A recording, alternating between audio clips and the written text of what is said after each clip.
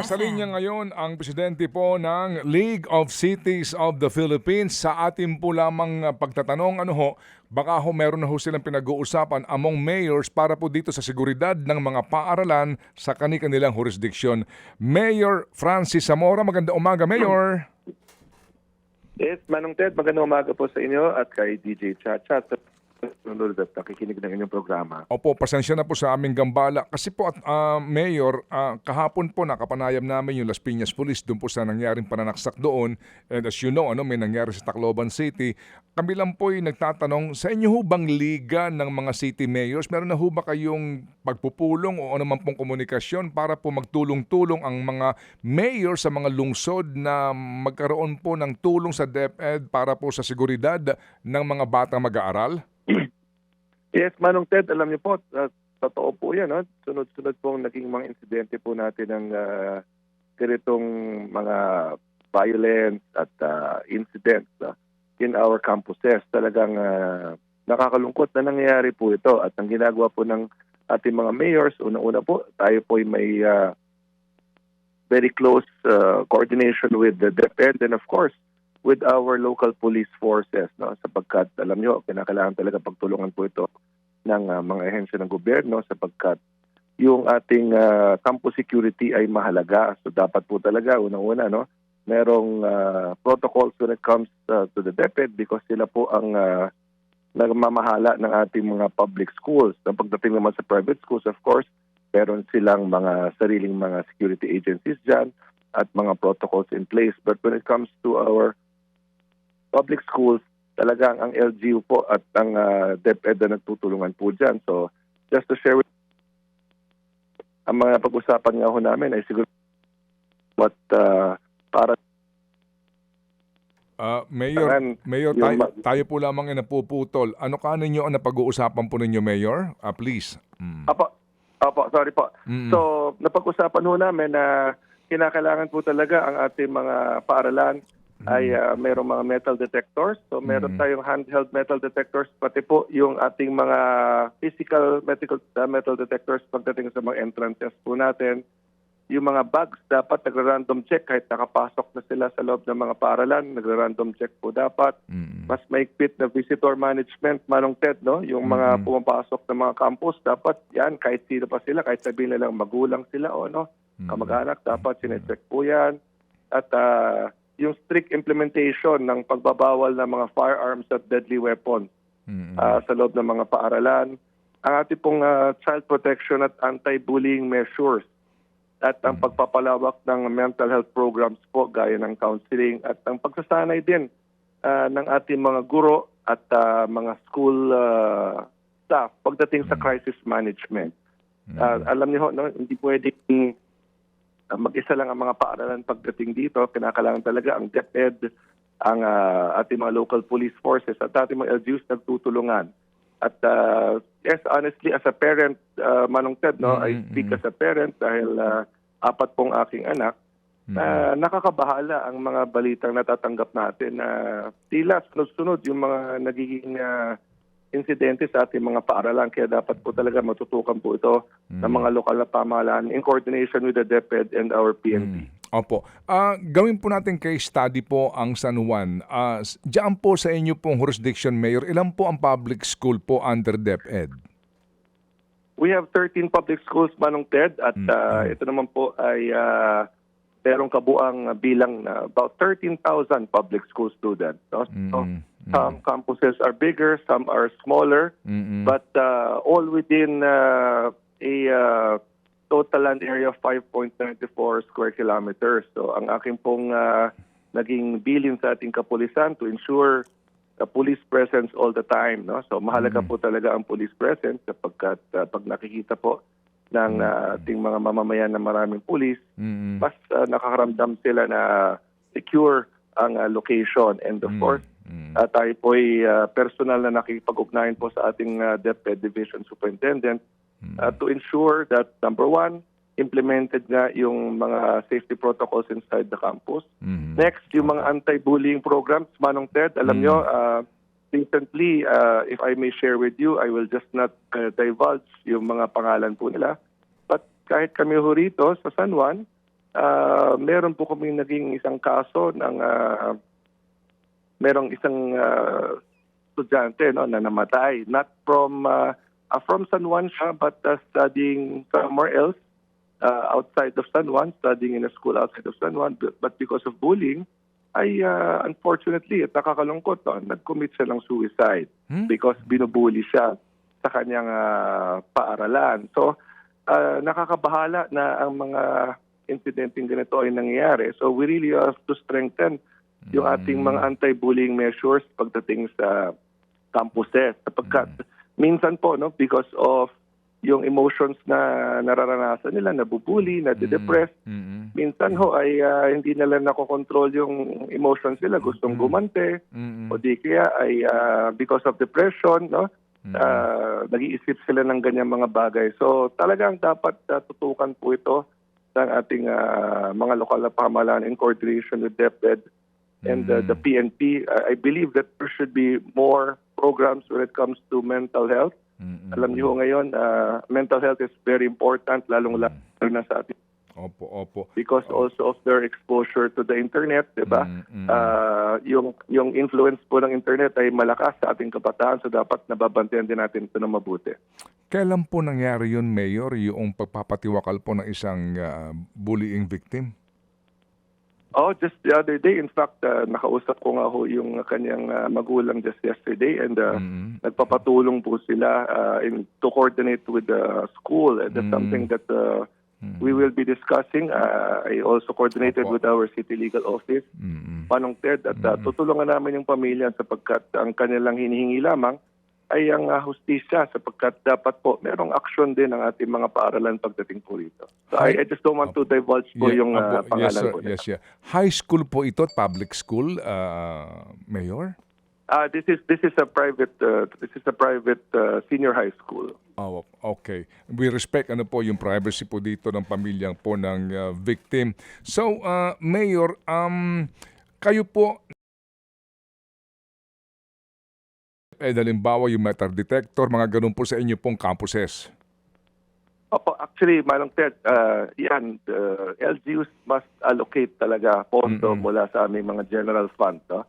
May pondo naman po kami pwedeng gamitin ho dyan. Nasakop naman ho natin ang ating mga DepEd campuses, so because they are public schools, of course, always in coordination yan with the LGUs.